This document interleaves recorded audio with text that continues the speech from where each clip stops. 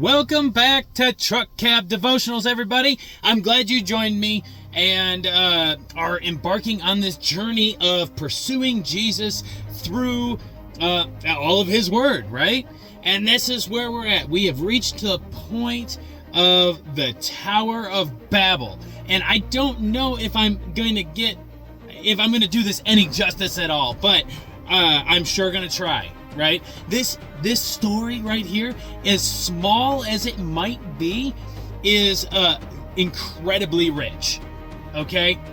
And it comes out of Genesis chapter 11, and it's normally depicted as in a child's story, just a real cute story about a bunch of people trying to build this tower to heaven, somehow implying the fact that here they are trying to reach the God of heaven, and there's a whole lot more to it, right? So these people decide that they're going to build this tower, but instead, here's what they're thinking.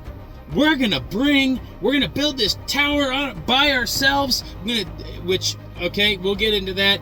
We're gonna build this tower up to heaven, into the heavens, so that maybe somehow we can bring God down to us to do our bidding, to work for us. And God looks at him, says, "You silly people, how much longer is your wickedness going to continue?" So he sees this feeble attempt to try and bring him down by our own doing, or by our own selves, because here they are. These people had the same language across the board, and although God does want unity, this was unity in the wrong way, right? Because they were getting too selfish in their ways. And so God comes down and he screws up their language. Their language gets confused. They all have different languages, and now they have to figure out a different way. Now they've got to actually trust in God to lead their lives, right? And that's where we're at, right here. The Tower of Babel. Yes, God did come down. Not in the way that these people decided. And this is where we're going to start seeing Jesus in it, right? God did in fact come down out of heaven. He stepped out of heaven into flesh as Jesus Christ. And it was Jesus that came down and brought us all back together again under one language. You know what language was that? The language of the Holy Spirit.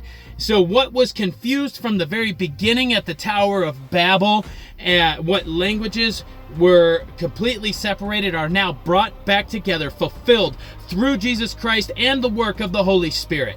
If that is making any sense at all to you, that this is where we see Jesus. Jesus is that bridge, as we will see later on in this story, in God's story with Jacob, and what he saw, Jesus being that bridge between heaven and earth. It's not some sort of man-made tower. It's not by anything that we have done, but by everything that Jesus has done, that we can be thankful that God has stepped out of heaven to commune and be present with us, even to this day.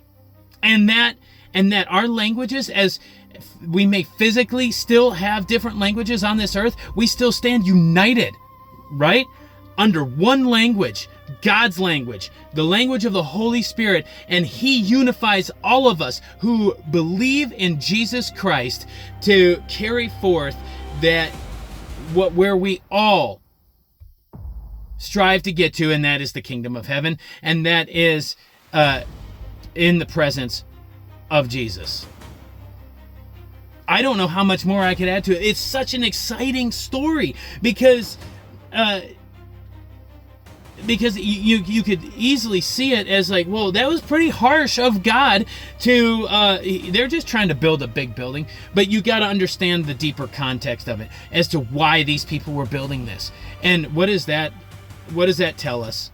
Is to put off your selfish ways and seek Jesus. This whole Truck Cab Devotional, everything about it is to point you towards Jesus each and every time. So don't think that you can walk through this life by yourself, that you can somehow do this life without Jesus, because you cannot. And this story represents that perfectly. So guys, thank you for this week's Truck Cab Devotional. Share this episode with somebody, and we'll see you next week on Truck Cab Devotionals. See you guys.